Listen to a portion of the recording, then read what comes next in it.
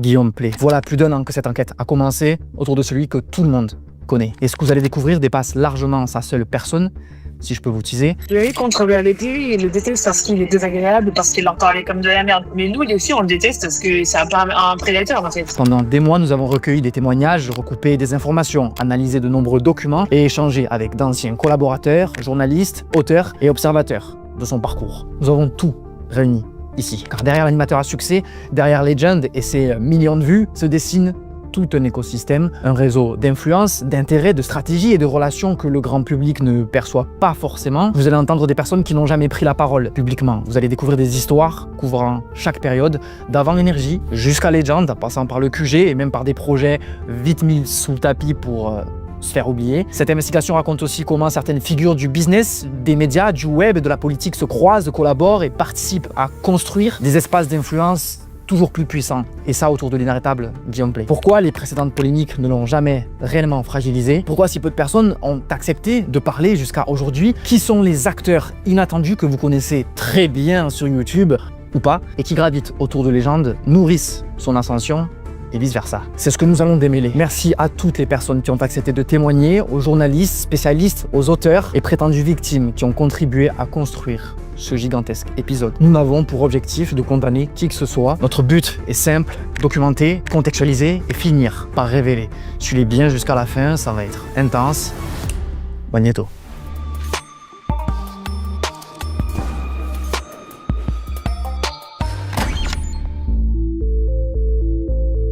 Que vous soyez fan ou non de Guillaume Play, de Legend, peu importe pour l'instant. Ce qui nous intéresse ici, c'est autre chose. En 2026, que représente vraiment le business autour de ce média sur lequel vous êtes au moins une fois tous tombés? Comment le modèle fonctionne-t-il? De quoi vit-il? Et surtout, à qui profite-t-il? Pour comprendre ça, on va devoir passer par un peu de contexte. Restez avec moi quelques minutes. Le croustillant arrive juste après. Legend est coproduit par une agence marketing appelée Influx. Sur le papier, rien d'extraordinaire, une néo-agency qui signe des créateurs, négocie des sponsors, finance des projets, apporte un soutien logistique et met à disposition son expertise stratégique. Classique en apparence. Ce que l'agence appelle son crew est en réalité un portefeuille très structuré. Une figure forte dans chaque type de contenu, lifestyle, médias, finance, divertissement. L'objectif n'est pas seulement de représenter des talents, mais d'occuper méthodiquement chaque segment d'influence rentable.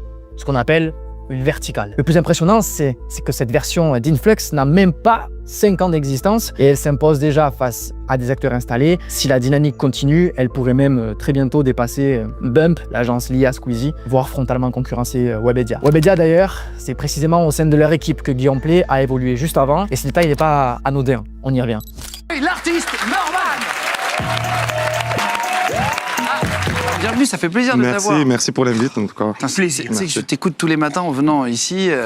Derrière Influx, il y a un homme. Pour l'instant, vous savez quoi? On va juste l'appeler Big Boss. Son identité, on la détaillera un peu après parce qu'il est la pièce stratégique dans l'ombre de Guillaume Play. Alors restons pour l'heure très factuel. Big Boss, c'est quelqu'un qui a très tôt compris comment fonctionne la mécanique du business digital. Influx ne sort pas de nulle part. L'agence s'inscrit dans la continuité d'années d'expérience accumulées par son fondateur dans un précédent business, revendu d'abord à des Belges, puis à des Américains. À l'époque, il opérait déjà sur le terrain de l'influence, mais côté marque, pas créateur. Voilà, c'était au moment où la communication digitale était en pleine phase pionnière. Le véritable tournant intervient quelques années avant la pandémie. C'est là que Big Boss rencontre le youtubeur anciennement connu sous le nom de Tech News & Test, aujourd'hui Romain Laneri. Salut tout le monde, c'est Romain de la chaîne Tech News & Test. On se retrouve aujourd'hui dans le setup de Vodka. GoPro verrouille le marché de la vidéo et impose son propre standard. Et c'est à ce moment précis que tout commence à prendre une autre dimension.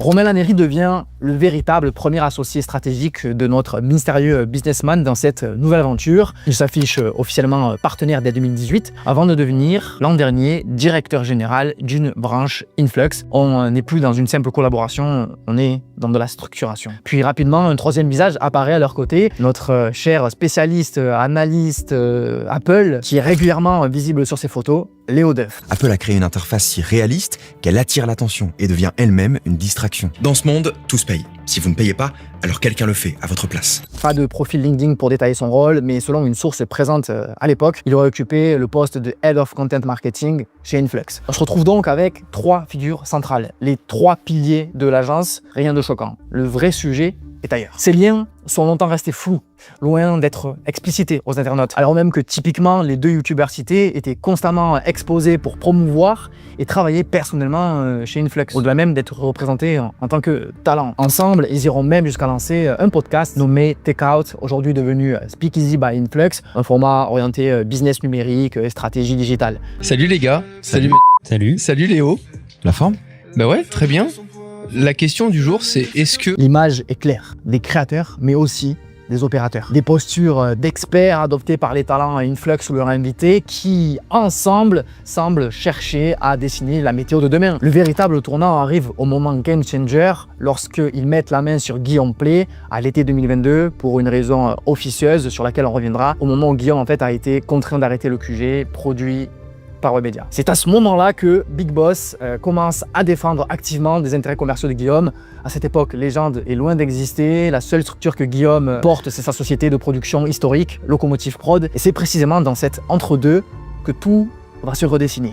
Une connexion stratégique se planifie rapidement entre nos deux protagonistes. D'un côté, un cerveau structuré, obsédé par les dynamiques du digital. De l'autre, un travailleur compulsif, capable d'enchaîner les formats et les projets sans relâche. Et selon plusieurs témoignages, il partagerait aussi un socle de valeurs politiques clairement à droite. Lors d'une soirée professionnelle à ce titre, justement, Guillaume aurait lâché à un invité « Tu vois Combini, je veux faire un Combini, mais pas de gauche ». Avec le recul, quand on observe certaines lignes éditoriales, la phrase prend une réelle dimension. Et ironiquement, cette fixation sur le média multicolore réapparaît d'ailleurs dans une interview récente de Big Boss. C'était la mode des interviews courtes, des interviews sandwich, pour ne pas citer la concurrence, des trucs en 1 minute et demie où il faut faire rire les gens avec une série de 5 questions qui sont à peu près toujours les mêmes. Très rapidement, les deux hommes vont s'associer pour construire la structure qui donnera naissance à Legend. Une émission promise à un succès fulgurant, le pari est ambitieux et c'est tout droit. Selon les déclarations de lors d'une interview accordée en 2025, plus d'1 million d'euros auraient été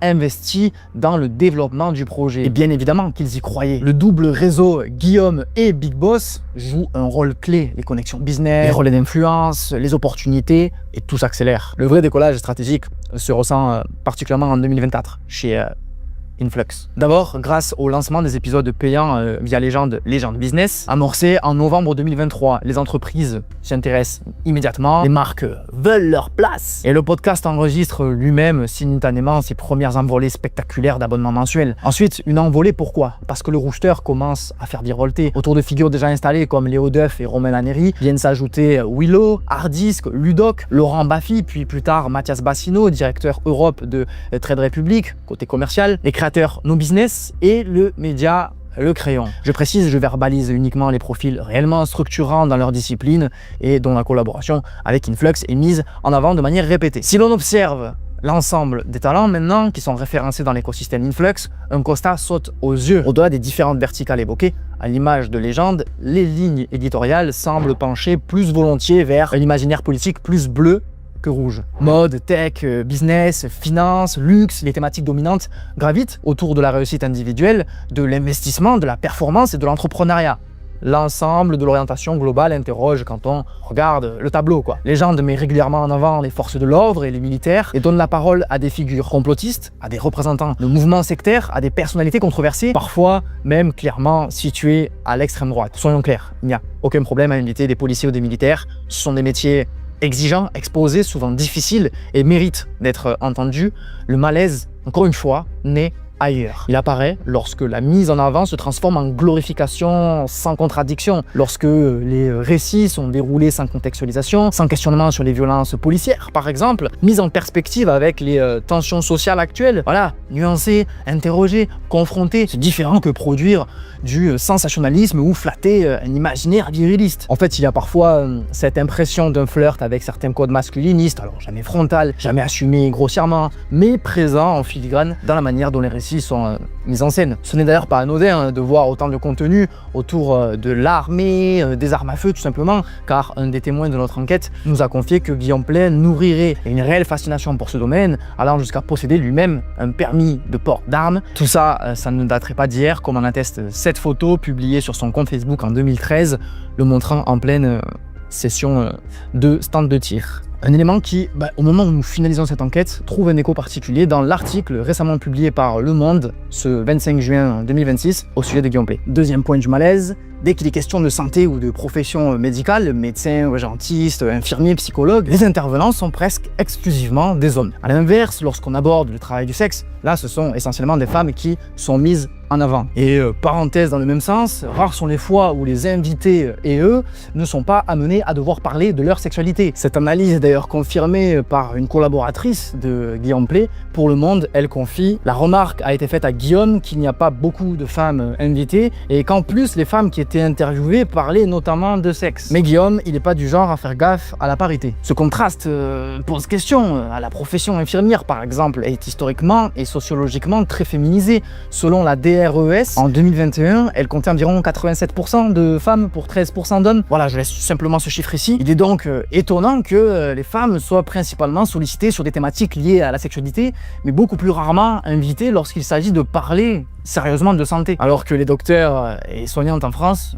c'est pas non plus ce qui manque. De la même manière, lorsqu'un gynécologue est convié à 2 reprises pour partager nécessairement des anecdotes qui concernent les femmes, on peut s'interroger sur le fait qu'une gynécologue ne soit pas, elle aussi, à ce moment-là, invitée à prendre la parole. Qu'est-ce que l'hymen, concrètement, et à quoi ça sert au départ? Est-ce qu'il y a une utilité dans le corps? Non, il ne sert à rien, l'hymen.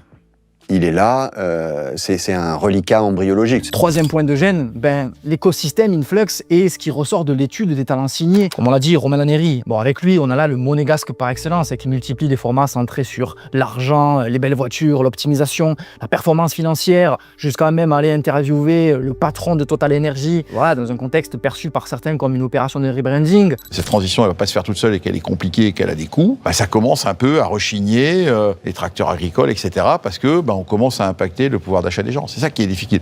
Et c'est là que l'innovation doit intervenir, puisque c'est pour ça qu'on se retrouve ici, parce que à cela s'ajoutent des figures controversées, reçues, puis recrutées, comme Laurent Baffy, régulièrement critiqué pour son humour graveleux, parfois misogyne, etc., qui ne laisse pas indifférent non plus. Ça va être le rachat par Big Boss, des parts du média Le Crayon, pointé du doigt un nombre de fois incalculable pour leur proximité avec des sphères ultra-conservatrices, des parts reprises à Stérin, qui était actionnaire de 2023 à 2025. Et à cela s'ajoutent d'autres profils, Paul Barbossa, expert en tech avec ses conseils d'optimisation permanente, Alexis Vanden et un storytelling autour du luxe accessible, Hardisk, qui est passé d'analyste d'effets spéciaux à conférencier business, Ludoc, qui malgré la qualité qu'il faut reconnaître en ses enquêtes, parle constamment de police, ou encore Mathias Bassino, visage français de la banque Trade Republic. Vous voyez petit à petit l'espèce de constellation qui se dessine dans la sélection des profils et les types de contenus. Pris séparément, ok, chaque profil peut sembler insignifiant. Ensemble, ils dessinent une tendance culturelle et idéologique relativement homogène, tous logés chez Influx, aux côtés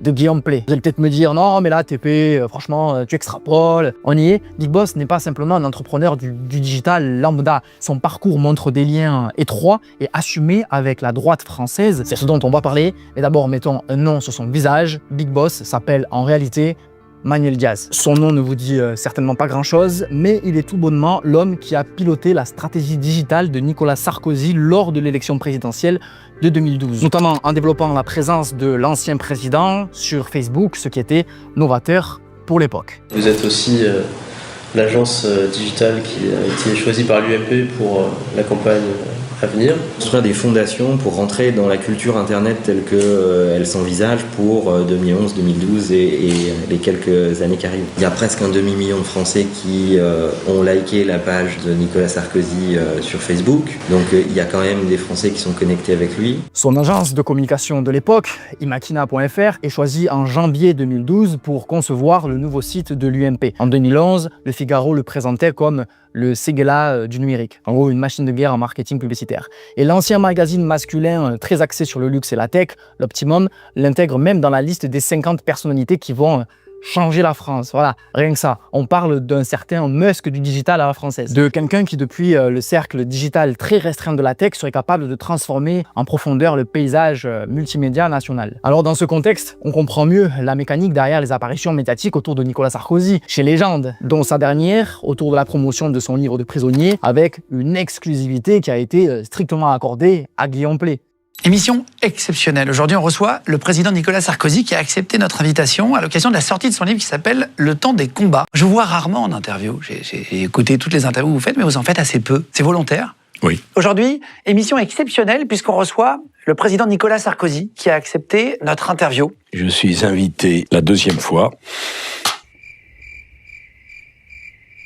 Voilà du pain béni pour revenir sur un tas de dossiers controversés. Et non, à cette occasion, pas de question de fond sur l'affaire des écoutes, ni sur Big Malion, pour lesquels l'ex-président a été, on le rappelle, condamné. Pas de mise en perspective sur le dossier Libyen non plus. Et c'est là que l'écart interpelle. Légende qui construit habituellement ces formats sur des histoires atypiques, spectaculaires, qui va aller vraiment interroger frontalement des affaires pour chercher l'inédit. Pourquoi ne pas choisir d'interroger un ancien président qui plus est de la République française sur des faits historiquement graves? Ben vous avez votre réponse, hein. Avec Manuel Diaz, Nicolas Sarkozy est littéralement comme à la maison chez Legend et Influx. Derrière l'image d'un simple podcast à succès, c'est donc tout un écosystème d'influence, de réseaux, de stratégies politiques qui semble se dessiner. Mais de toute façon, tout l'écosystème Influx fonctionne en réseau. On n'est pas simplement sur des collaborations fit and fun aussi entre inconnus quand on a tout ce mélange de personnes. On est sur un système interconnecté. Quand Mathias Bassino intervient sur Legend pour parler de Trade Republic, tel un invité lambda qui a payé, on verra combien après, alors qu'il évolue dans la même écurie que Guillaume Play, on ne peut pas faire comme si tout relevait du simple hasard éditorial ou d'une légende business équitable. Après le 3, 4 ou 5e, quand le business influenceur là, Alec Henry enchaîne Coloscopie, Speakeasy, tout comme dans d'autres exemples autres que lui, pareil, qui se passe en circuit court. Une boucle bien ronde qui va aussi inclure Manuel Diaz, qui va aller faire ses 1h37 d'interview de carrière chez ce même Alec Henry. Il dit ça comme ça, mais ce genre de matraquage médiatique, ça a déjà fait naître des présidents. Manquerait plus qu'à créer un institut de sondage. Et puisqu'on parle affaires, parlons maintenant des formats d'interviews payantes sur Legend. D'après le Revenu Média, une info que vous êtes beaucoup à avoir vu passer, c'est qu'une interview sponsorisée pourrait coûter jusqu'à 79 000 € à une marque. Le Monde ont de leur côté carrément affiché une facture. Sur le principe, si une entreprise investit et que l'opération lui rapporte davantage, c'est le fonctionnement classique de la publicité. Version 2.0, YouTube adapted. Non, si on prend du recul, encore une fois, la vraie question est ailleurs. Elle est éthique. Les abonnés qui suivent Legend, pour ces formats de divertissement, storytelling, très prenant émotionnellement, construisent une relation de confiance avec Guillaume Play, éduquent une habitude, un rendez-vous. Cette confiance devient un capital, une audience à rediriger. Et lorsqu'il bascule vers le format business, consciemment ou pas, elle se retrouve face à qui? Des entrepreneurs présentés dans un cadre valorisant, encouragés à dérouler leurs récits et leur vision sans véritable contradiction. Au contraire, ils y convient même des invités pour appuyer leur discours marketé. Ça passe autant par des experts que des influenceurs. Ça veut dire quoi, expert à l'argent? Alors, expert de la relation à l'argent, ça veut dire que je décrypte les comportements. Les comportements, c'est la partie visible. Autrement dit, tu veux ton légende business? Ok, eh bien sache que tu peux bénéficier d'une tribune où tu peux façonner le discours que tu souhaites transmettre à des centaines de milliers de personnes. On voit bien, ce qui interpelle davantage, c'est que cette mécanique semble peu affectée par les réactions du public dans l'espace commentaire ou à travers l'onglet communauté lors des annonces. Ces épisodes logoisés en jaune sont littéralement remplis de critiques, de vérifications factuelles, de mises en garde ou de contre-arguments formulés par des viewers. Jamais ils ne sont calculés. Et encore eux qui ne sont pas supprimés. Mais s'en foutent. Encore une fois, vérifier qui ira. Lire en toi, nous pouvons. Pour en finir avec ce type de sponsorisation, si le critère d'entrée principal est la capacité à payer la somme astronomique demandée, qu'en est-il en interne de cette vérification? Quelles diligences sont mises en place pour évaluer la solidité, la fiabilité ou les pratiques de l'entreprise mises en avant? Y a-t-il un travail d'enquête contradictoire avant même qu'on nous propose un produit fini presque parfait? Ou bien le principe est-il simple, tant que le budget est là, le tapis rouge est déroulé? Bien là aussi, on nous apprend que certains invités peuvent faire modifier leurs interviews avant leur sortie, ce qui calibre un récit totalement contrôlé et formaté, comme on le soupçonnait. C'est là que le business model de Legend à travers Legend Business interroge, parce qu'à partir du moment où la confiance éditoriale amassée, levée ailleurs, sert de levier commercial vis-à-vis du public, le strict minimum serait d'assurer une prise de responsabilité. Ok, si Manuel Diaz et Guillaume Play apparaissent comme le duo stratégique derrière l'ascension fulgurante de Legend, un troisième nom semble de plus en plus compléter ce triangle d'influence. Mathias Bassino, trader et ambassadeur chez Trade Republic, visage incontournable de cette néobanque en France. À force de le voir défiler sur Légende, qu'il soit présent lors de la tournée, sponsorisé par Trade Republic, je pense que vous avez peut-être fini par connaître par cœur son discours. Alors il est temps d'un petit peu en parler ici, et pour cela, nous avons demandé à Gilles Petit, notre expert financier, de revenir sur le parcours de Mathias Bassino, son ascension médiatique, mais aussi sur ce que raconte réellement cette success story lorsqu'on a le regard de quelqu'un d'un peu plus critique et averti. En fait, Mathias Bassino, c'est l'ami de la famille. L'oncle qu'on invite à déjeuner le dimanche en famille et qui vous vient vous expliquer un petit peu la vie. Il se présente comme étant trader. On l'imagine tout de suite miser des milliards, un petit peu comme Leonardo DiCaprio sur les marchés internationaux. Alors, il était dans une salle de marché, mais il était dans une salle de marché où on n'échange pas forcément des milliards. Il était dans une salle où on élabore, on construit tout simplement des produits financiers. Mathias Bassino, c'est quelqu'un qui a un background de vendeur et de marketing. Donc son principal travail, c'était d'imaginer quelle pouvait être la bonne idée du moment pour investir dans un produit financier qu'on allait construire, tout simplement. Monsieur et madame tout le monde n'a aucune connaissance de ce que c'est qu'une vraie salle de marché, donc il joue sur cette petite ambivalence, et puis il vient gentiment vous expliquer que l'inflation, phénomène qui existe depuis que le capitalisme existe, ça va quand même attaquer vos économies et qu'il faudrait vraiment faire attention, et que ça serait peut-être bien d'investir en bourse. Ce faisant, qu'est-ce qu'il vous propose ? Il vous propose des recettes qui existent, je ne vais pas dire depuis la nuit des temps, mais qui existent depuis très longtemps. L'investissement en bourse, c'est pas quelque chose de nouveau. Simplement, l'investissement en bourse, c'est quelque chose qui fait peur. Lui, Mathias, arrive avec un discours qui est rassurant, avec des produits qui peuvent être incitatifs. Je pense notamment aux comptes rémunérés. Avant de songer à investir son argent, si vous avez peur, pourquoi pas prendre un compte rémunéré ? Bon, le compte rémunéré, c'est très bien, mais c'est pas une idée nouvelle. Il y a des néobanques qui se sont lancées dans la décennie 2010 en France, proposer des livrets rémunérés. Vous pouvez en trouver aussi dans les banques, mais les banques les mettent pas forcément en avant parce que le compte rémunéré a un premier inconvénient, c'est que les intérêts que vous touchez sur ce compte-là sont redevables d'impôts. Donc une partie des intérêts que vous allez toucher, ça va être des impôts à payer. Donc c'est pas un produit très sexy. Et c'est un produit d'autant moins sexy qu'on vous propose quand même des taux qui sont jamais très élevés. On vous propose pas du 10%, on va vous proposer du 2, voire du 3, voire du 4. Et quand on vous propose en plus du 3 ou du 4, généralement ce sont des taux qu'on appelle boostés. Pour une campagne, ça va durer 2, 3, peut-être 4 mois, et puis ensuite ça va s'arrêter. Ce qu'il faut savoir, c'est que ces taux sont possibles parce que Trade Republic dépose son argent auprès de la Banque Centrale Européenne, et puisqu'elle dépose son argent auprès de la Banque Centrale Européenne, le nôtre au final, qui est celui du client, cet argent est rémunéré. Le taux de la Banque centrale, il est revu à peu près toutes les 6 semaines. En ce moment, c'est 2%. Ça fait longtemps que c'est 2%. Mais il a été jusqu'à 4%, par exemple. Donc, il n'est pas impossible qu'un jour, Trade Republic vous propose un taux à 4, boosté à 6. Mais ça ne sera pas parce que Trade Republic vous fait une fleur. Ça sera parce que la Banque centrale européenne a décidé de rémunérer de façon plus importante les dépôts que Trade Republic fait auprès d'elle. Et finalement, aujourd'hui, Trade Republic, avec le concours de Mathias Bassino, c'est du storytelling. On raconte une histoire. Les éléments sont vrais, finalement. L'inflation, il y en a, mais enfin, elle a toujours existé. Le système des retraites dont on vous parle presque quotidiennement en vous disant que ça va se casser la figure. Et c'est un storytelling, d'ailleurs, qu'on a retrouvé beaucoup dans le Bitcoin. On vous disait, mais de toute façon, si vous voulez vous sauver et sauver votre vie, il faut avoir du Bitcoin. Investissez dans les cryptos, tout ça. Et c'est ça, voilà. Et c'est le même storytelling. C'est un storytelling un peu apocalyptique. C'est-à-dire que demain, vous allez sortir de chez vous et vous ne pourrez plus avoir d'argent, vous ne pourrez plus accéder à votre argent. C'est plus simple d'aller parler à Legend, Guillaume Play, qui connaît rien à la finance, que d'aller parler à un véritable journaliste financier qui va vous poser des questions certes pointues, mais qui auront de l'intérêt et qui risquent en plus de vous mettre en difficulté. Est-ce que c'est un appel à invitation Est-ce que tu aimerais discuter avec eux? Pourquoi pas, oui, mais imaginez un Mathias Bassino à qui on dit, écoutez, vos produits, ils sont rien de révolutionnaire, qu'est-ce que vous répondez à ça? La seule chose moderne chez Trade Republic, c'est le développement de leur application qui vous incite, avec un système de récompense digne des meilleurs jeux portables, à investir votre argent sans nécessairement mesurer le risque qu'il y a derrière. Et ça, Gilles va revenir vous l'expliquer mieux que moi.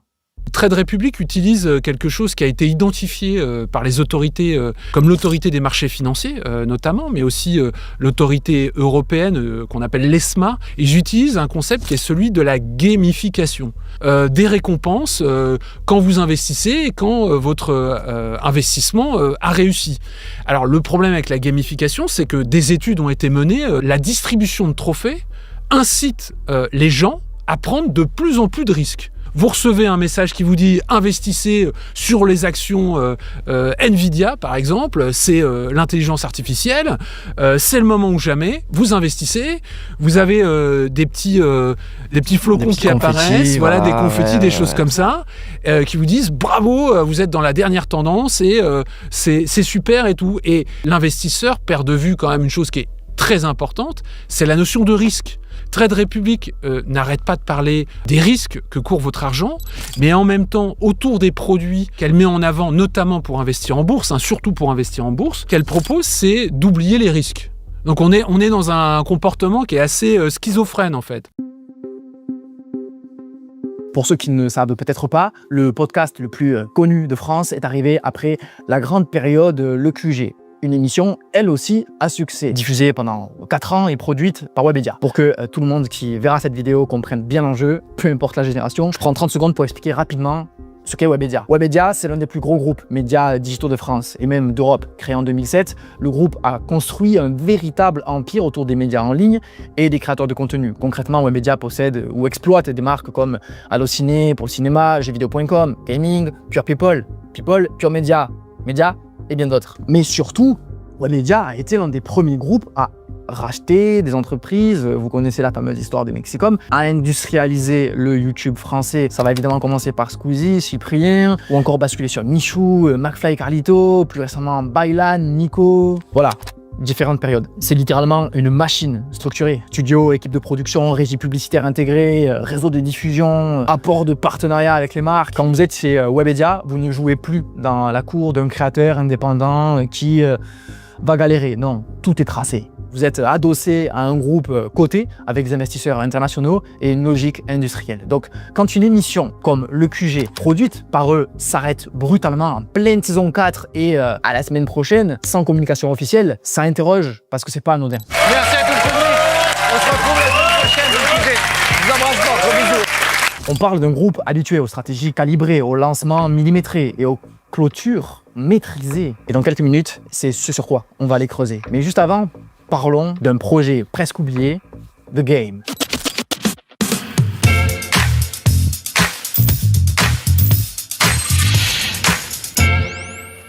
Et bonsoir tout le monde. Salut. En direct aujourd'hui avec un invité dans un instant qui arrive dans 2 minutes. Soyez les bienvenus tout le monde. On vous offre 1 000 € comme chaque soir en répondant à 7 questions avec votre téléphone. Vous allez pouvoir jouer. On est dans le studio aujourd'hui. Ça fait longtemps qu'on n'y était pas. On est à la maison. À l'origine, si Webedia contacte Guillaume Play, c'est pour développer une application quiz. À l'époque, voilà, c'est la mode. L'idée, un live mêlant discussion libre façon Twitch, humour de plateau, puis un quiz final avec de l'argent à gagner financé par la publicité. On se retrouve demain à 19h30. On vous offrira aussi 1 000 €. On sera en direct de chez l'un d'entre vous. Si l'on cherche aujourd'hui à en retrouver des traces, celles-ci sont particulièrement millimétrées. Je vais pas vous mentir que de notre côté, on a pu mettre la main que sur une seule rediffusion publique qui totalise environ 8000 vues, donc ça fait longtemps que pas grand monde l'a vu. Vraisemblablement resté en ligne par un oubli. Le reste a disparu des radars. Donc voilà, ce projet a existé. De son côté, quand Guillaume Play évoque cette période, il le fait brièvement, presque en accéléré. Le QG, j'ai mis 6 mois à le préparer dans une pièce sans fenêtre. C'est pas une anecdote fausse, hein. Je l'ai fait au sous-sol de Webedia, dans une pièce dans le parking. Et littéralement, dans une pièce, en dessous, on avait un sous-sol. On faisait un jeu pour les portables en dessous. Et j'ai mis quelques mois à préparer ce truc-là. L'échec est discret, mais il est réel. Après ce faux départ, panique à bord, il faut absolument rebondir. Webedia ne vont pas mobiliser toute l'équipe que Guillaume a recrutée derrière Locomotive Prod pour rien. Et c'est là que va naître le QG, de manière un peu bricolée. Et ce qui va nous l'illustrer, c'est certains dires et un détail qui va intriguer. Le nom Le QG aurait été piqué au nom de la boîte historique de Pascal Sautens. Regardez bien les dates, c'est éprouvé. Quand tu as appelé ta boîte le QG, Qui t'a donné l'idée? On s'est vu à Webedia. Je lui dis, ouais, Pascal, je voudrais créer un truc YouTube, qu'est-ce que t'en penses? Ça peut cartonner? Je dis, ouais.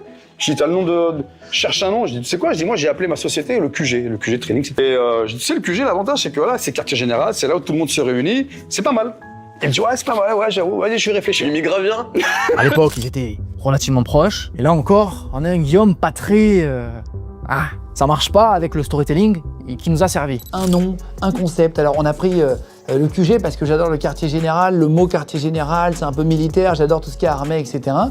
Et dans le style du plateau... Ok, pour bien comprendre la philosophie et la naissance derrière Légende, il faut un petit peu revenir là aussi sur le QG. Pour présenter avec Jimmy Labeu, l'émission s'étend de 2019 à 2022 et cumule 94 épisodes, hors émission présidentielle. Le concept, un plateau hybride entre divertissement et interview, accueillant soit des grandes célébrités, soit des profils au métier atypique. En résumé, un prototype de Légende à deux têtes avec un public en studio et des séquences de jeu. L'échec précédent est rattrapé, les audiences sont littéralement au rendez-vous, tout semble fonctionner. Et pourtant, tout s'arrête brutalement. L'épisode 94 avec un hacker européen sort sans annonce particulière. Pas de clap de fin, pas d'épisode spécial, pas de message de au revoir, rien. Même quand il avait dû prématurément, là aussi, annoncer l'arrêt de son émission sur Énergie, il avait un petit peu plus prévenu quoi. Combien? Alors, on l'a pas encore annoncé, mais on s'en va à la fin de l'année d'énergie. Et en fait, bon, ils ont décidé que ça s'arrête un petit peu plus tôt. C'est ça. Et surprise. Et ça, voilà, petite. Non mais écoute, je vais te dire, moi je suis très heureux. C'est la vie. Et j'ai vécu cette année extraordinaire à énergie, donc que du bonheur. Et donc on arrête vendredi finalement plutôt.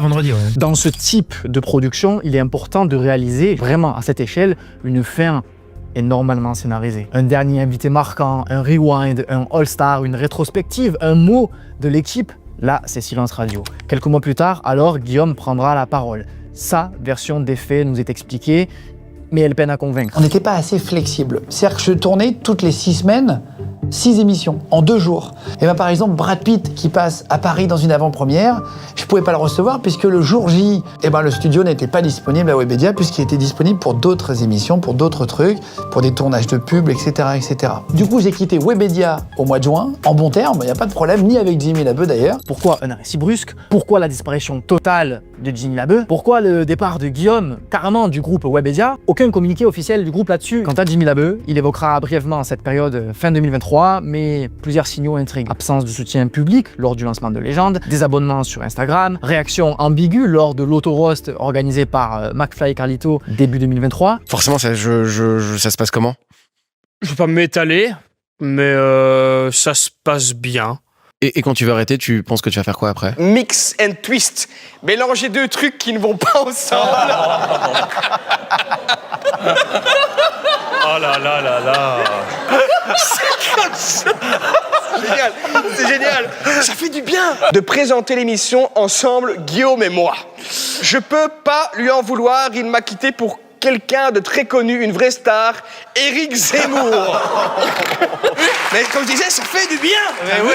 Parce qu'il y a des choses que je pensais que j'aurais jamais dit, tu vois. Donc, De toute façon, derrière les caméras, l'ambiance serait complètement différente. D'anciens membres de l'équipe décrivent 2 personnalités qui n'ont rien à voir. Un tandem qui semble fonctionner professionnellement à l'écran, mais des visions et une ambiance de travail qui n'auraient pas été vécues de la même manière en coulisses. Si on doit évoquer des faits qui seraient similaires, il faut dire que, on y viendra dans le chapitre concerné, mais de manière globale, Guillaume Play, en off, c'est quelqu'un qui est pointé comme pas très agréable. Et s'il y en a un qui l'a remplacé et qui en a témoigné, c'est Emeric qui ne supportait clairement pas son comportement. Je pense que Guillaume Play, c'est le pire. Ah ouais, ce point-là. C'est un type qui respecte pas les petites personnes. À lui, c'est un c'est-à-dire qu'il arrive, le mec de la sécu, il le snob. Oh non, c'est pas un gars bien du tout. Mon Dieu, mais quelle horreur. Donc moi, c'est des comportements qui m'exaspèrent. D'accord. Et avec vous, qu'est-ce qui s'est passé?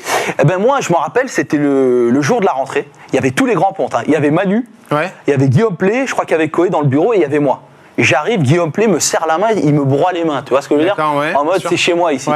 Je me rappelle lui avoir mis un petit coup de tête dans le bureau, devant les patrons d'énergie. Un petit coup de tête léger. Hein. C'est-à-dire? Léger, un petit coup de tête, voilà. Tu veux pas que je te le mette quand même? Mais vous rigolez? Non, je te jure, sans déconner. Sans déconner. Si, petit coup de tronche, tranquille. Et putain, on était au 5e, il y avait tous les directeurs. T'imagines, le grand patron, Gaël Sanker, Morgane Serrano. Il y avait tout le monde. Il y avait tout le monde. Ça s'est levé comme un seul homme, là. Je suis redescendu, je me suis dit, je suis viré. Ok.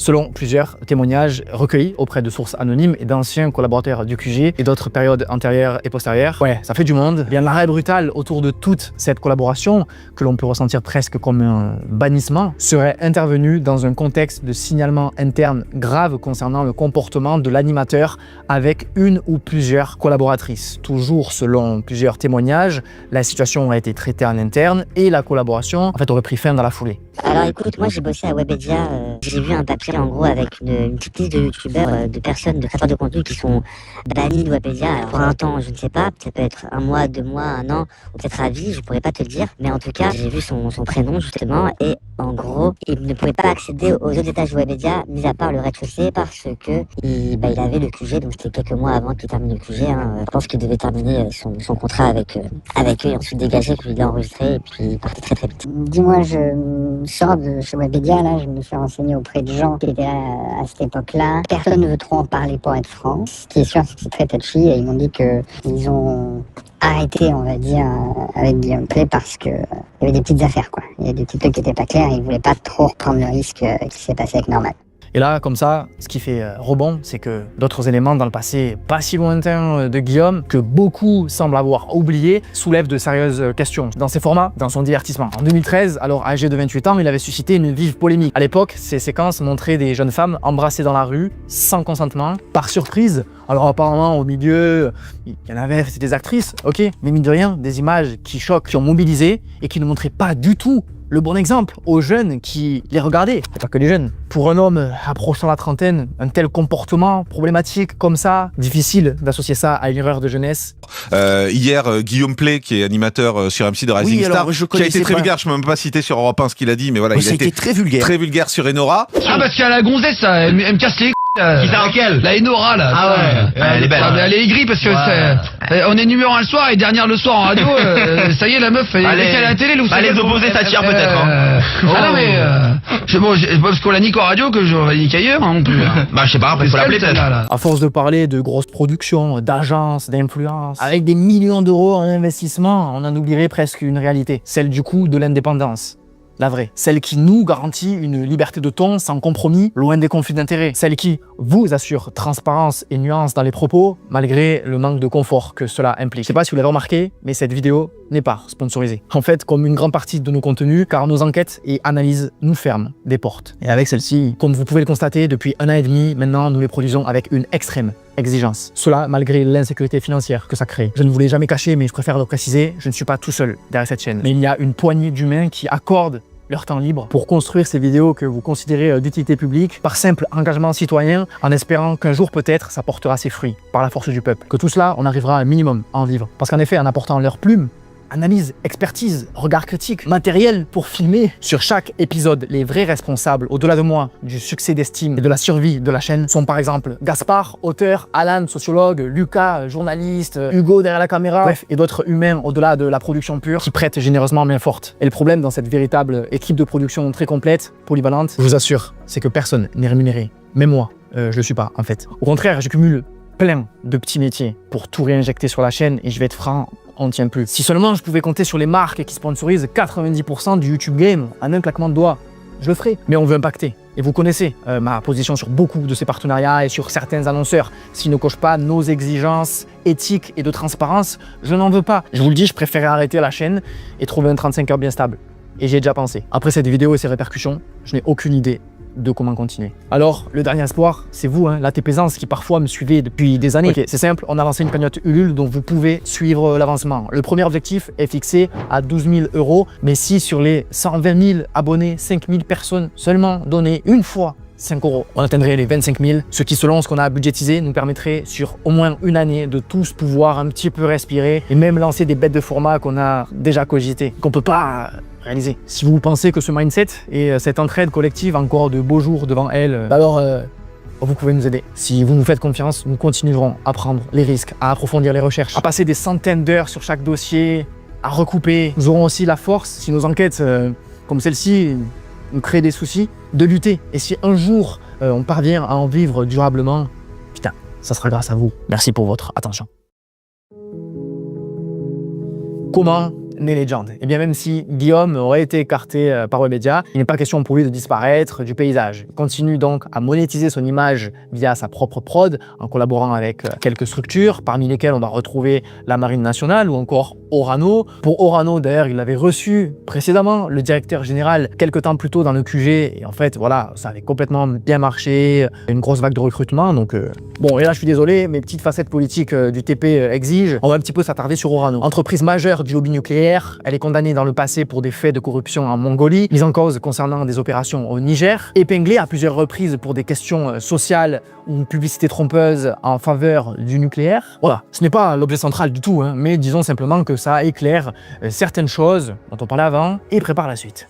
Microbombe dans le temps, l'annonce de Légende. Vient le moment où Légende est alors officiellement lancé. Manuel Diaz, Guillaume Play et une équipe de co-auteurs présentent le concept comme le podcast de demain. On nous promet un format bienveillant, censé donner la parole à celles et ceux qu'on n'entend pas assez, censé montrer des personnalités sous un angle inédit, révéler l'humain derrière la célébrité. L'idée est séduisante, faire parler des anonymes tout en gardant une petite touche qui appâte de spectaculaire. Les débuts sont propres, il faut le reconnaître, l'image est maîtrisée. La suite en revanche devient plus ambiguë. Car comme le dit le proverbe, le pouvoir ne corrompt pas, il révèle. Selon une pincée de sources anonymes plus ou moins proches, au-delà de l'argent, la véritable faille serait l'obsession des chiffres chez Guillaume Play. Une quête de performance où plusieurs personnes décrivent une culture du sacrifice de l'humain au profit des chiffres. Et je me permets de citer parce que oui, il y aura tout un chapitre en fait qui sera réservé à vraiment se concentrer sur les paroles des concernés. Toutes les personnes qui sont entre lui et le succès, on a des échecs à sa réussite, des maillons faibles. Lorsque la ligne est fixée, les auteurs doivent s'y plier. Les interviews doivent ressembler à ça et parler de ça. Finalement, peu à peu, la promesse de donner la parole à tout le monde, quasiment sans filtre et guidée par la spontanéité, glisse vers une logique beaucoup plus simple. Faire parler ce qui génère le plus de clics. La mécanique des thèmes. En janvier 2026, nous avons entrepris d'analyser les 50 vidéos les plus populaires de la chaîne. Un constat s'impose, une présence massive de figures comme Philippe Boxo, finalement et méthodiquement, pas si éloigné de Stéphane Bourgoin, qui venait beaucoup à l'époque sur Énergie et tournait autour aussi des sujets de crimes, serial killers. Alors, si on retire ces vidéos, en ce début d'année, près de 30% du top 50, soit environ 15 vidéos, tournent autour de la sexualité féminine, de sujets liés aux mineurs ou à l'industrie du X. On pourrait parler de cas isolés ou de performances ponctuelles, mais non, parce que lorsqu'un échantillon aussi large fait apparaître une telle concentration, il devient difficile d'ignorer une forme de surreprésentation structurée. Puis comme on le disait, une source liée à l'équipe d'auteurs affirme même qu'il s'agissait d'une orientation assumée. Mais plutôt que de tirer des conclusions hâtives et loin du concret que je ne peux vous apporter, plus que ça, nous avons choisi de confier l'analyse de ces données à Léa Chou, qui a calculé tout ce qui ressort de la chaîne Légende. Elle est sociologue et créatrice de contenu. Elle va vous proposer une lecture peu rigoureuse et factuelle. Enchantée, c'est Léa Chou. Ma spécialité, c'est la socio du travail et de l'influence. Plus précisément, j'analyse des formats et pratiques YouTube. Et j'ai été missionnée pour analyser la structure de Légende et essayer de comprendre ce qu'il y a quand on enlève tout l'enrobage. C'était un petit challenge que j'ai trouvé hyper intéressant parce que personnellement, je ne connais pas du tout la chaîne Légende. Ce que j'ai fait, c'est que je suis allée sur la chaîne et que j'ai commencé à regarder un petit peu les grands titres. Dans ces vidéos, on retrouve 17 vidéos classées dans Business, 18 dans Story et 39 dans le format Légende. Soit une moyenne d'environ 4 vidéos par semaine sur la période étudiée. Quand j'ai récupéré tous les sous-titres, j'ai ouvert R en fait et j'ai écrit un code. Et c'est là que la magie opère puisque comme vous pouvez voir, j'ai enfin les sous-titres qui apparaissent comme ça. Qui permet donc de faire ressortir les noms communs et les noms propres les plus utilisés, les verbes et les adjectifs. Vous pouvez voir les mots les plus utilisés dans chaque format, donc Business, Légende et Story. Je le précise que ça reste quand même à prendre avec des pincettes puisque on est sur un truc très en surface. Néanmoins, je trouvais que le partage de juste ce peu de recherche était quand même très intéressant. Donc voici ce qui ressort un petit peu de mon analyse et de l'analyse textuelle, c'est que donc pour le format Légende classique, on retrouve donc souvent des personnalités connues autour du récit qui mettent souvent en scène un quotidien. Donc on a des récits du quotidien avec d'un côté les femmes qui vont majoritairement plus souvent témoigner autour du relationnel et pour les hommes, on va plus être tourné sur des discours du quotidien ou autour de ce que j'ai nommé la criminalité mais qui peut être la justice, le danger, on est sur de l'insécurité relationnelle ou physique et sur les 41 personnes personnes présentes dans le format, donc sur cette période étudiée, 28 sont des hommes, et on note que dans cette playlist par rapport aux autres, il y a une présence plus importante de femmes et des personnes issues de minorités, et dans ce format légende classique, les personnes sont présentées à travers leur métier, globalement de leur capital symbolique. Ensuite, en ce qui concerne le format légende story, ça semble être centré sur toujours la sécurité, avec tout un thème autour de la criminalité, de la justice, et aussi lié à la famille. On retrouve beaucoup de mots comme papa, maman, frère, sœur. Ici, on rentre vraiment dans une intimité beaucoup moins symbolique et beaucoup plus intime, où on cherche donc d'aller au plus profond. Enfin, on est sur le sujet de la famille, qui, à mon avis, produisent un effet assez anxiogène. Et je trouve que ce n'est pas anodin d'avoir tous ces titres à la suite. À mon sens, on est sur un format drame. Sur les 18 vidéos, 12 concernent des hommes majoritairement blancs, présentés davantage comme donc des monsieur tout le monde. Là, on essaye de toucher un public précis, et chaque format légende essaye de toucher un public précis. Et en dernier, nous avons donc le format business, qui aborde principalement les sujets de l'immobilier, de la banque, de l'IA. En top mots, on a aussi Bitcoin, on a Amazon, on a Apple. Et là, on a plutôt ce format sous l'angle de révélation de secrets, comme les petits secrets que personne ne vous aurait dit, et ainsi de suite. Ce qui est le plus intéressant, c'est que sur les 17 vidéos publiées, on compte 17 hommes blancs présentés comme des spécialistes. Je précise aussi qu'il y a un autre travail beaucoup plus approfondi sur le sujet qui est sorti au moment où j'étais en train de finaliser cette vidéo avec TPZ, et qui a été fait donc par Vincent d'Internet et Juliette Brigène, qui ont aussi enquêté sur les thèmes de légende et qui ont publié cette enquête dans Le Monde avec davantage de temps et de moyens. Et d'après ce que j'ai pu en lire, il me semble que on retrouve un petit peu cette conclusion générale que les thèmes transversaux de la chaîne YouTube Légende semblent être donc la criminalité, la santé et l'entrepreneuriat, et tout ça apporté avec un vocabulaire très storytelling et très sensationnel. Et ça, c'est mon avis strictement personnel, et moi j'ai eu cette impression que du coup Légende chercherait à extraire toujours plus d'intimité avec des parcours qui sont assez rares et dramatiques, pour ensuite mettre en avant en creux des solutions plutôt libérales. La ligne éditoriale qu'on nous promet pourtant semble bien loin d'être neutre. Et mettre en avant ce qui performe ne se limite pas aux sujets sociétaux, mais s'étend aussi aux valeurs portées par l'écosystème. Le choix des invités, l'angle de traitement, les types de questions, les publications sur Instagram. En fait, sur tout l'écosystème Legend, des choix sont faits. Et l'un dans l'autre, des choix de ne pas inviter, de ne pas parler, de ne pas relayer. Le succès de Legend. Malgré les critiques récurrentes sur la qualité des interviews, le succès de Legend est réel. Les stratégies et le matraquage portent leurs fruits. Contrairement à nous qui sortons une vidéo tous les... Bon, je sais même pas. On n'a pas le même débit. Mais on va remettre les pendules à l'heure. Ce succès ne sort pas de nulle part. L'émission s'inscrit dans une tendance beaucoup plus large. L'explosion du format podcast, l'allongement du temps d'écoute, la recherche d'authenticité et aussi de volonté de sortir du cadre des célébrités complètement déconnectées. Le public plébiscite ces formats longs et incarnés, et cela... avec ou sans légende, quoi. Autrement dit, les légendes sont loin d'avoir inventé la vague, mais ils l'ont bien surfé au bon moment. Un des ingrédients qui s'ajoute à cette recette du succès tient aussi en partie sur un type d'invités, ceux presque devenus parias, ceux qui viennent se racheter une image auprès du grand public que tout le monde attend au tournant, observe. Et à ce propos, j'ai profité de recevoir Lana Kareja, sémiologue, lors de ma précédente enquête, pour lui poser une question toute simple. Qu'est-ce que Légende selon ton analyse? Le média Légende, c'est un média rebranding par excellence. Les politiques, les personnalités vont sur le média pour acquérir une certaine notoriété et surtout pour retravailler leur discours. Le branding, c'est quoi? On a une image de marque qui est potentiellement négative par rapport à des crises, des scandales et autres qui vont nous toucher, des polémiques et autres, et on va essayer de redorer notre image en passant par différents canaux. On choisit son discours et finalement, c'est nous qui drivons. C'est un petit peu différent d'un échange avec un journaliste classique, sachant que Guillaume Pley n'est pas journaliste, ne n'oublions pas, il est communicant, ça oui, donc c'est-à-dire qu'il va vendre de la publicité, par contre il ne va pas vendre de l'information, ou en tout cas apporter de l'information. Lui, ce qu'il va faire, c'est qu'il va évoquer la crise d'une personne, Carlos Ghosn, Nicolas Sarkozy, ex-président par exemple, voilà pour la promotion également de son livre, et va davantage cadrer l'interview sur l'homme. Finalement, on n'a plus un président, un ex-président de la République qui a été condamné, on a un homme comme tout le monde. Et ça s'intègre dans une communication globale. Carlos Ghosn, c'est une personne qui a souffert. Finalement, Rachida Dati, également, c'est une personne qui a souffert. Ça omet toute la réalité sur place, les condamnations, les procès en cours. Merci Lana d'avoir mis des mots sur ce qu'on est sûrement beaucoup à partager. Mais au vu de cette analyse, une question demeure encore. Pourquoi on continue massivement à consommer Légende, à regarder du Guillaume Play? Surtout lorsqu'on lit tant de personnes le critiquer dans ses propres espaces commentaires du podcast sur YouTube, qu'il est aussi clivant, les polémiques, les dossiers. Eh bien c'est justement ce que va explorer Alan Simon, si vous avez bien suivi, docteur en sociologie et co-auteur de cette vidéo,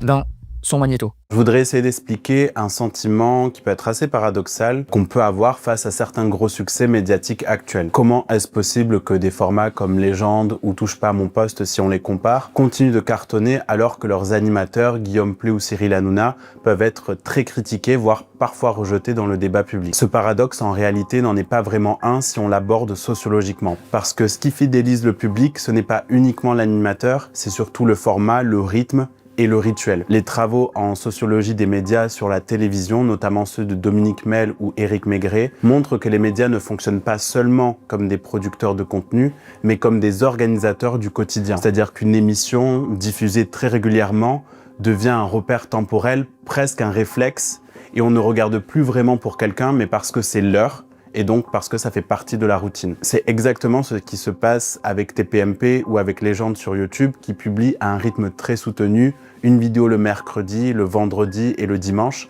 À force de répétition, le format se dépersonnalise de ses animateurs. On ne parle plus de l'émission de Hanouna, par exemple, ou de celle de Guillaume Play, mais d'un espace médiatique identifiable qui peut être un lieu de clash, de confidence, de récits exclusifs et de tensions attendues. Les recherches sur la routinisation des médias, notamment du professeur britannique Roger Silverstone, montrent aussi que plus un contenu est fréquent, plus le public développe une forme de tolérance. Les polémiques, les scandales, les dérapages sont perçus comme des épisodes supplémentaires d'une série sans fin, rapidement absorbée par le flux continu d'informations qui sort au quotidien. Mais il n'y a pas que la routine. Il y a aussi ce que moi j'appelle un processus de désincarnation, c'est-à-dire la capacité d'un format à créer une distance symbolique entre le créateur et le contenu. Autrement dit, réussir à faire en sorte que le public ne consomme pas toi, mais ce que ton émission met en scène. Si on regarde bien, ni Hanouna ni Guillaume Play n'incarnent totalement leur concept, même s'ils l'animent. Dans Légende, ce qui captive, ce sont les invités, leurs récits,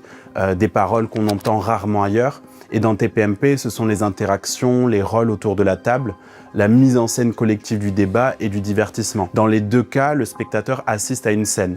Il peut ne pas aimer l'animateur, mais quand même consommer le contenu. À l'inverse, sur YouTube, certains créateurs fonctionnent autrement. Quand les vidéos sont plus rares et très centrées sur la personnalité comme Squeezie ou Amixem, le public s'attache directement à la personne. L'attachement devient presque affectif, et là, si la figure centrale déçoit, c'est tout le projet qui peut vaciller. C'est exactement ça le processus de désincarnation. Créer un concept qui peut te survivre, même si ton image se dégrade, même si tu es absent ou remplacé, un format où ta personnalité, qu'on l'aime ou qu'on la déteste, n'impacte plus directement les chiffres de l'audience. Il y a bien une chose qu'on ne peut pas retirer à Guillaume, c'est sa longévité. De Energy à Legend, il a plus de 15 ans de carrière et une présence constante sur tout type d'antenne. Il a en quelque sorte l'image de l'animateur nouvelle génération, quoi. Et les faits sont là, hein. Il a traversé les époques médiatiques sans disparaître. Et la question qui touche toujours de telles figures, si problème a lieu, est-ce que ça peut durer? Eh bien, la réponse elle est simple. Cela dépendra en grande partie de la génération qu'il a vu émerger. Nous, la Gen Z, celle avec laquelle il a construit une partie de son histoire. Celle avec qui il a établi un parasocial, puis un trans-parasocial. Même si il est vrai qu'avec Légende, on observe un repositionnement vers un public plus âgé pour des raisons stratégiques assez évidentes. De santé où je vais en venir, l'enjeu ne se situe pas uniquement du côté de l'animateur. Il se situe aussi chez nous. À quel point sommes-nous prêts à regarder en face ce que devient une figure qui nous a accompagnés durant notre adolescence? À quel point sommes-nous prêts à déconstruire, voire potentiellement cancel, quelqu'un qui a fait partie de notre paysage intime, quelqu'un qu'on écoutait tous les soirs, quelqu'un qui nous rend nostalgique, quelqu'un qu'on a idolâtré. Nombre d'entre nous ont grandi avec des références et des expériences pas toujours très cool et similaires durant l'adolescence.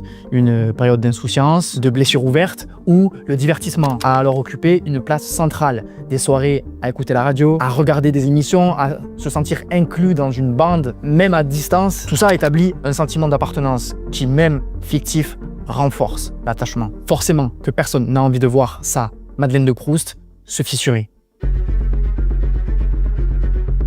Eh bien, Nous y sommes. Ce que vous allez entendre maintenant, ce sont des témoignages de personnes qui ont travaillé aux côtés de Guillaume Pley, couvrant différentes périodes, de l'ère énergie au QG, l'après-QG, puis Légende, en passant par ses collaborations télévisées de très courte durée avec, par exemple, Cyril Hanouna ou Faustine Bollard, dont d'ailleurs on vous a retrouvé des petits extraits. On m'avait vraiment attendu au tournant, j'avais présenté avec Guillaume Pley, avec qui ça avait été aussi un peu compliqué. Et donc je garde pas du tout un bon souvenir, à part avec notre jury.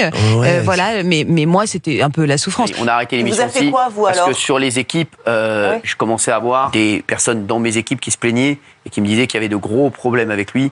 Et la deuxième chose, moi Guillaume, ça fait 15 ans que je le connais, c'est que je n'ai pas entendu, et je connais peut-être 30 personnes qui ont travaillé avec lui, il y a un consensus dans le métier pour dire que c'est infâme de travailler avec lui, que ce soit les patrons, les stagiaires, les collaborateurs. Donc au bout d'un moment... J'ai fait partie du groupe Énergie pendant un certain temps et effectivement, il y avait quand même... Enfin, c'était pas des espèces de, on va dire, de témoignages comme ça isolés. Il y avait quand même beaucoup de rumeurs, de bruissements sur ce genre effectivement, de comportement, d'humiliation. Et c'est vrai que... Ces récits dessinent le portrait d'un homme qui ne laisse personne indifférent. C'est pour cela que la grande majorité des personnes que l'on a reçues ont souhaité garder plus ou moins anonymat. Par le fait même de parler, elles craignent que la simple reconnaissance d'une voix ou d'un détail ne les expose à des pressions, qu'elles soient juridiques, mais pas que. D'autant plus que certains occupent aujourd'hui des postes dans le paysage de l'audiovisuel ou médiatique qui pourraient les desservir. Cette enquête est le fruit d'un travail rigoureux mené sur plusieurs semaines. Chaque récit a été recoupé, contextualisé, confronté aux autres témoignages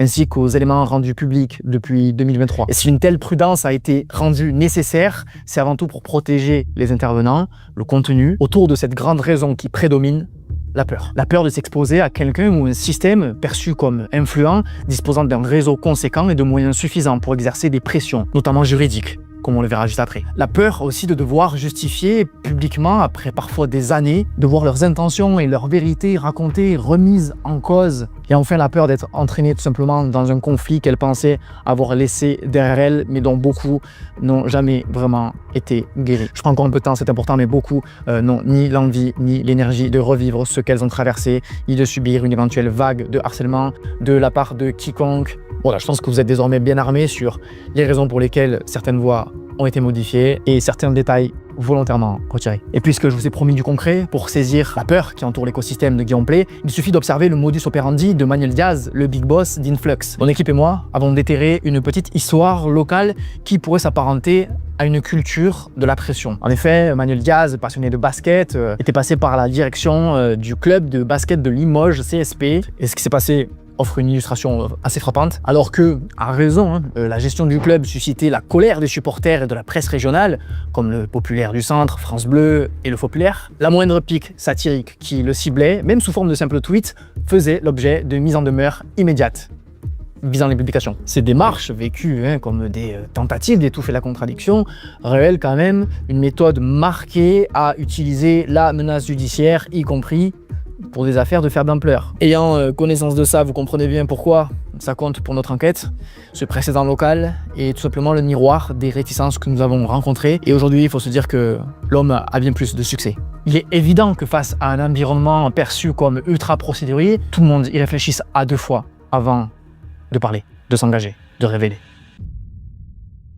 Quand j'ai bossé avec Guillaume, je dirais que ce qui m'a le plus marqué, c'est son mode de management. J'ai le sentiment d'un schéma qui se répétait. Au début, il y a une phase de séduction totale. Il me disait qu'il m'adorait, il me mettait en avant, il me flattait. Et du coup, il y a une sorte de proximité qui s'est installée et moi j'ai baissé ma garde. Et j'ai accepté de repousser mes propres limites avec le sourire parce que j'étais persuadée d'avoir une forme de relation privilégiée avec lui. Et du coup, il me répétait souvent d'être à la hauteur de ses ambitions. Fallait pas le décevoir parce que voilà. Dès que j'ai cessé de vraiment coller exactement à l'image qu'il attendait de moi, tout a basculé du jour au lendemain. En fait, d'un coup, son attitude complète, elle a changé. Il est devenu distant, il est devenu parfois blessant. Et pour moi, c'était vraiment la douche froide. Déjà parce que la pression était devenue constante. En fait, mon travail, qu'il trouvait génial la veille, semblait ne plus rien valoir. Et il me faisait souvent sentir que je lui devais tout. Et en fait, il insinuait que toute ma réussite dépendait uniquement de lui. Et le pire, c'est que moi derrière, j'ai fini par le croire. C'est pour ça que je dirais que Guillaume semble avoir beaucoup de mal avec la contradiction. Dès que j'ai voulu poser des limites, limites, faire valoir mes droits.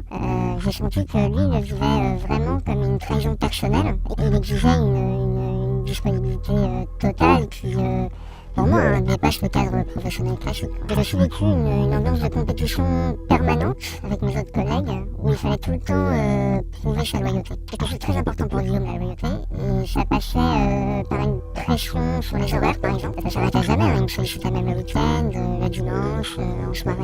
Derrière, il y avait une forme de culpabilisation parce que, par exemple, juste avant les jours fériés, parfois il nous faisait comprendre que les vrais bosseurs, eux, ils seraient là.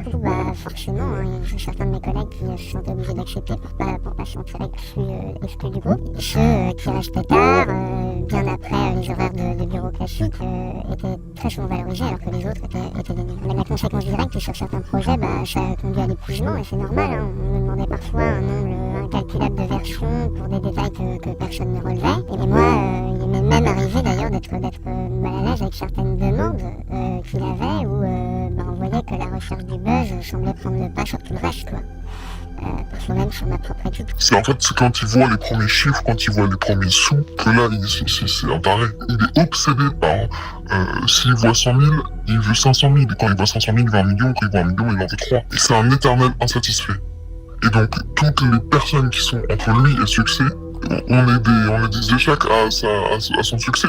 Et Guillaume, c'est quelqu'un qui veut avoir tout le contrôle. Et surtout, s'il y a moindre chose qui ne lui convient pas, on est les fautifs à 100%. Toutes les équipes ont une pression énorme sur les épaules, presque 24/24. C'est-à-dire qu'on s'endort avec des vocaux de Guillaume et on se réveille avec des vocaux de Guillaume. Quand tu travailles chez les gens, tu vis, tu manges, tu respires légende. On est poussé au burn-out, il y en a plusieurs qui sont partis pour ça. Des alternants, des CDI. Il y en avait marre en fait de bosser sous tension. Tu sais, genre tout le monde rigole. Quand il rentre dans la pièce, tout le monde ferme bien sa gueule. Et on est là, tête dans le PC, et on écrit des merdes. T'as tout le monde qui avait un ennemi commun. Tu sais comment ça se passe. Ça peut vite piailler dans n'importe quelle boîte quand il y a un lien de subordination et que le manager est un petit peu insupportable. Tout le monde se lie par un truc, c'est que le gars est insupportable. Et lui, il était particulièrement insupportable. Il mettait des tensions, il mettait de la pression, il avait des coups de nerfs, mais des coups de nerfs mesurés. Parce que l'image, c'est important, tu vois. Il sait jamais, tu sais, il lève pas la main, il lève pas le... Tu sais, il est sec. Il était nerveux, piquant, méchant, blessant, tu vois. Le truc, c'est qu'il commençait à avoir une sale réputation à Webedia. Les gens, ils veulent pas bosser avec lui parce que ils savent que c'est un caractériel. Et ce qui ressort aussi, et ce que je pense qui est vrai, si t'es pas directeur, si t'as pas une manne financière importante, ou si t'as pas un gros tas de followers, t'es pas grand monde en fait, t'es personne quoi. À la longue, évidemment pour moi je suis devenu intenable. Moi j'ai vu plusieurs de mes collègues très proches en souffrance, parfois au bord des larmes, ça a été très très dur. Et après une longue phase à la fois de mal-être et de remise en question, j'ai baissé les bras quoi. En fait, à partir du moment où j'ai su que mes efforts ne serviraient à rien, on vient au taf avec la boule au ventre, on fait des insomnies mais rien ne change. Et c'était une période qui était vraiment difficile pour moi. Et puis petit à petit on finit par être isolé pour plein de raisons. Et j'ai compris que moi à un moment donné il fallait que je parte pour me protéger quoi. En se basant sur ces différents témoignages qui font d'ailleurs écho à l'enquête de Street Press sortie en 2023, on peut supposer que Guillaume Pley est un patron ambitieux et que son désir d'ascension fait des dégâts sur son entourage professionnel. Et plus vous êtes en bas de l'échelle, plus vous semblez être insignifiant, comme va nous le raconter un ancien stagiaire de l'époque Énergie. Et la plus autre expérience vraiment marquante, c'est qu'un jour, on recevait Soprano dans l'émission. Si je dis pas de bêtises, c'était pour son album L'Everest. On avait mis par terre une neige synthétique sur demande de Guillaume Pley, je tiens à le préciser.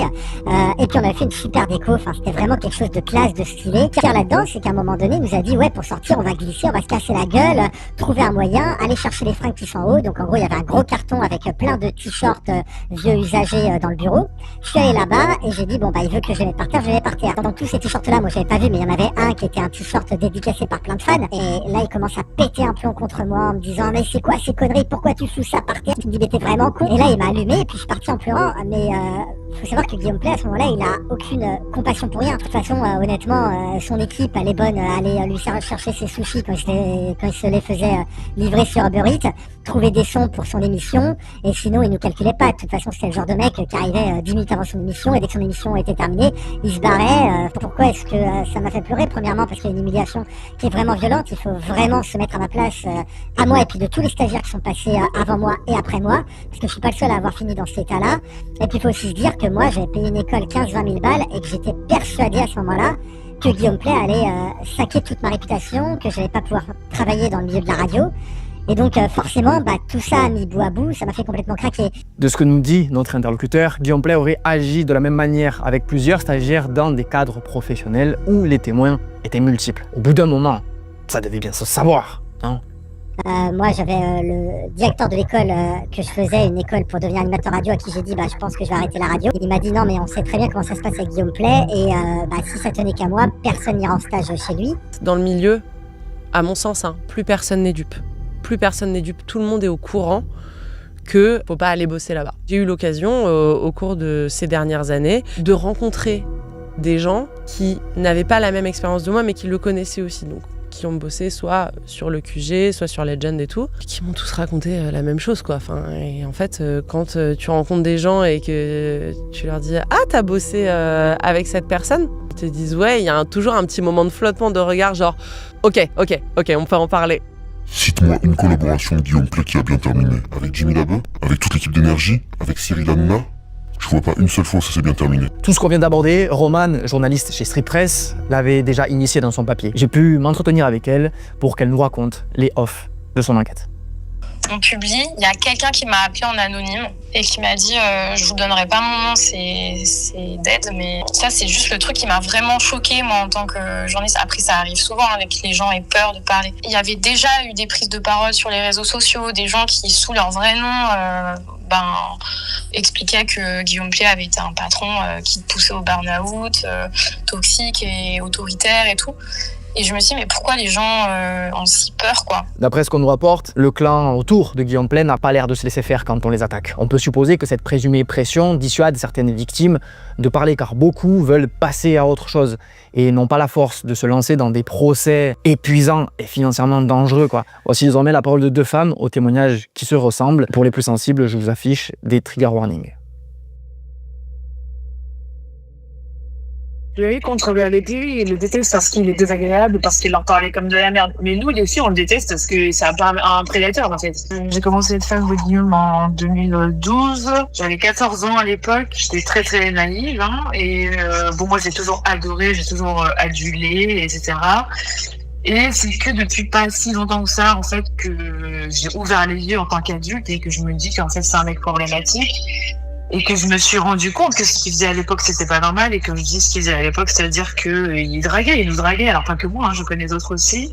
Par message, il nous posait des questions déplacées, alors qu'il avait 30 ans et que nous, on était mineurs. Et moi, à l'époque, ça me dérangeait pas parce que j'étais très naïve et que je croyais au prince charmant.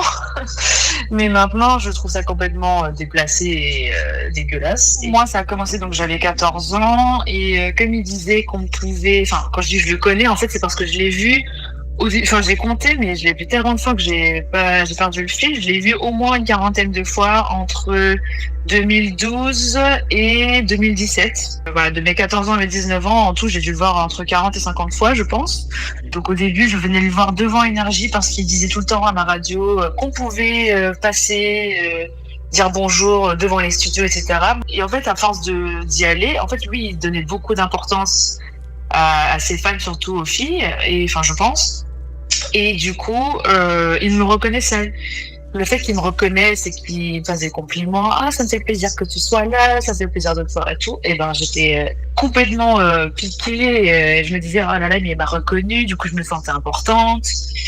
Et à l'époque, il y avait Instagram. Donc, c'est à cette époque-là qu'il a commencé à suivre un peu ses fans sur Instagram, dont moi. Bon, maintenant, avec du recul, je me rends compte qu'il suivait surtout les filles qu'il trouvait mignonnes, hein. Moi, pour le contexte, donc j'écoutais ces émissions radio depuis 2014. Donc, il faut savoir que je suis née en 2000, donc j'avais 14 ans. À cette époque-là, ils faisaient des visites de studio. J'avais l'occasion d'y aller puisque mes parents, on allait à Paris avec mes parents, donc j'avais 15 ans. Donc, je suis allée visiter les studios. Donc, Guillaume me faisait visiter. On était un petit groupe. Et en fait, à partir du moment où il m'a vu, on va dire, dans les studios d'énergie du haut de mes 15 ans, on va dire, il a commencé à avoir une approche différente avec moi. Et en fait, il a commencé à m'envoyer des messages privés pendant plusieurs mois. Et en fait, il faut savoir qu'il faisait des événements, souvent des meet-up. J'ai vu plusieurs fois plusieurs événements, en fait, les années qui suivaient, quoi. Et en fait, à chaque fois, du coup, il m'envoyait des messages. J'étais fan de ce qu'il faisait, etc. Donc, j'étais super contente d'avoir cette proximité, on va dire, avec la personne que j'admirais à l'époque, quoi. Donc, vraiment, ça a duré de mes 15 ans à mes 19 ans, on va dire, où il m'envoyait régulièrement des messages avec des compliments, en me disant que j'étais super jolie, que en gros, il avait hâte que j'ai 18 ans aussi, donc de manière très un peu subtile, mais voilà, c'était vraiment dit, j'ai hâte que tu sois majeur, hein, on sait tous pourquoi il me disait ça. Tous les ans, quasiment, il me demandait, t'as quel âge maintenant, enfin, c'était un peu très étrange d'ailleurs avec du recul. J'ai réalisé que c'était extrêmement grave très tard, parce que je sais pas, pendant des années, j'étais un peu, enfin voilà, j'y pensais pas forcément et je continuais ma vie, mais je pense que vers 2021, 2022, je me suis vraiment dit, ah oui, là, avec du recul, tout ce qui s'est passé, c'est vraiment border, quoi, on va dire, sachant qu'il avait, on a 14 ans d'écart, donc quand j'en avais 15, il avait déjà presque la trentaine, enfin un peu moins, mais voilà. Quand j'ai eu 18 ans, il m'a envoyé des messages extrêmement explicites, très très explicites, il a voulu qu'on se voit. En tant que fille de 14-15 ans, et ben on a aussi cette faiblesse et cette admiration, et lui il s'en servait beaucoup du coup pour avoir ce qu'il voulait, je pense, au final. Moi, à titre personnel, j'ai jamais accepté ses avances et je l'ai jamais vu seule, parce que j'avais quand même cette conscience de me dire c'est pas normal. J'ai eu cette chance, je pense, de jamais l'avoir vu toute seule et jamais avoir accepté ses demandes de rendez-vous, on va dire. Même quand j'ai eu 18 ans, je n'avais pas forcément envie, du coup.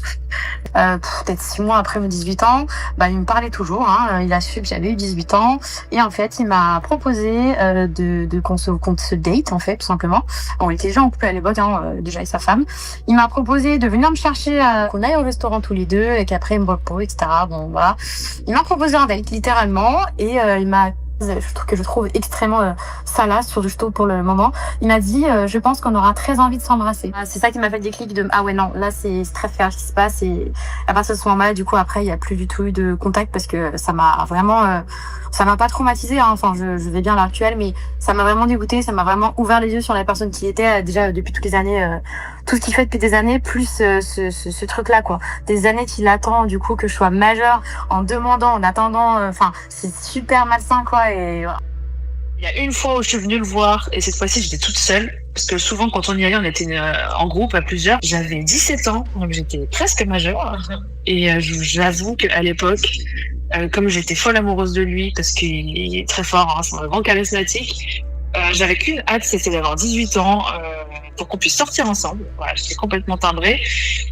Et Dieu merci, ça n'est jamais arrivé.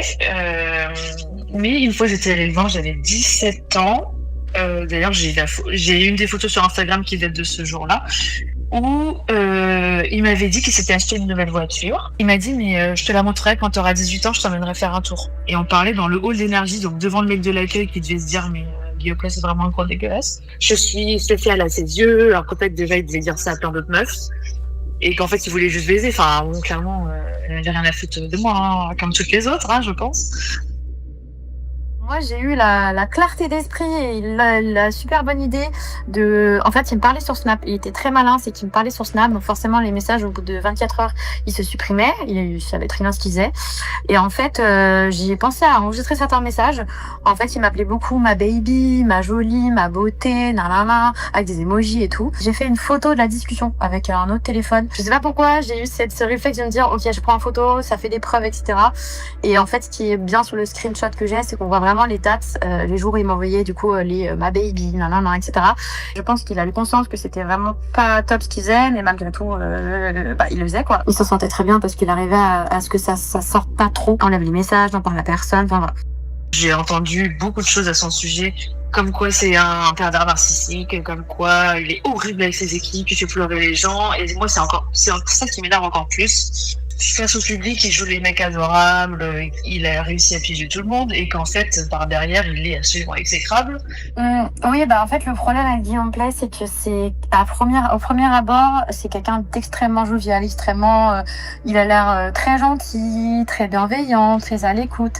Et c'est le piège, c'est que, comme je disais, on peut pas savoir en regardant quelqu'un au premier coup d'œil. Et c'est aussi pour ça qu'à l'heure d'aujourd'hui, il est toujours pas tombé. Et c'est compliqué pour les victimes de faire entendre leur voix quand on est face à un personnage public comme ça qui est globalement apprécié par tout le monde. L'image de gendre idéal de Guillaume Play et sa longévité dans l'industrie de la radio nous constitue une image positive qui est extrêmement dure à contrebalancer. Toutes les personnes qui ont témoigné dans cette vidéo nous présentent un autre visage et il y en a peut-être d'autres qui gardent le silence. Si ça vous arrive, vous n'êtes pas seul et vous pouvez en parler, et c'est pas parce que vous avez l'impression que derrière vous pourriez être victime de représailles parce que vous êtes en début de carrière, parce que vous n'avez pas encore fait vos preuves dans ce milieu-là. C'est un milieu qui est difficile à vivre, qui peut être vraiment compliqué, et notamment quand on est des femmes. Et quand on est issu de minorités, il faut en parler. Et moi, ce que j'aimerais montrer aujourd'hui, c'est que plus on dénoncera de tels agissements, et moins il y aura d'impunité dans ce milieu-là. Donc en fait, il faut continuer. Faut pas avoir peur, faut en parler. Il faut en parler aux personnes autour de vous. Il faut en parler à vos amis, il faut en parler à votre famille. Et en fait, il faut que la honte change de camp. Et maintenant, comme à les réseaux sociaux, je pense que c'est hyper important de pouvoir parler et éliminer ces parasites finalement, parce que ça crée des traumas, ça crée des femmes qui sont pas bien à leur peau pendant des années, des décennies, parce qu'elles en parlent pas forcément. La honte, c'est du côté des hommes justement qui font ce genre de choses, que ce soit des pédophiles, ce que vous voulez. Il y en a énormément, et c'est même souvent ceux qu'on soupçonne pas forcément. La parole peut aussi être remise en doute, mais malgré tout, faut pas lâcher, parce que dans tous les cas, c'est rarement qu'une seule victime. Il y a toujours plusieurs victimes, toujours plusieurs personnes qui ont vécu des choses similaires, et je pense que à prendre le courage d'en parler, déjà, je pense que ça fait du bien à la personne, et ça fait aussi du bien à d'autres personnes qui peuvent se lancer. Du coup, ça peut faire comme effet boule de neige en fait. Plus il y aura de personnes, plus la personne tombera facilement, et moins il y aura de victimes, quoi. Parce que ce genre de personnes, quel que soit leur âge et le temps qui passe, elles arrêteront jamais de faire des victimes, on va dire. Donc j'ai décidé de témoigner sans cacher ma joie, parce que Guillaume, en fait, c'est un mec qui se croit tout puissant, c'est un mec qui a pris la confiance depuis beaucoup trop longtemps, et en fait, il faut pas se taire, il faut pas se cacher, il faut pas avoir peur d'un mec comme lui, parce que déjà l'union fait la force. Donc si on est nombreux contre lui, il peut rien faire. Lui, il se protège derrière ses avocats et je ne sais quoi. Comment dire, il faut pas accepter sa position de victime. Faut montrer qu'on sait ce qu'il a fait. C'est un gros dégueulasse, et qu'on n'accepte pas, en fait. On veut plus le laisser faire, et en fait, si on dit rien, si on se cache, il y a des mecs comme lui qui vont continuer. Il faut montrer qu'on n'accepte plus ce genre d'attitude de prédateur qui a 30 ans, qui va draguer des petites minettes mineures sur les réseaux sociaux. Voilà, si on se tait, il n'y a rien qui va changer, en fait.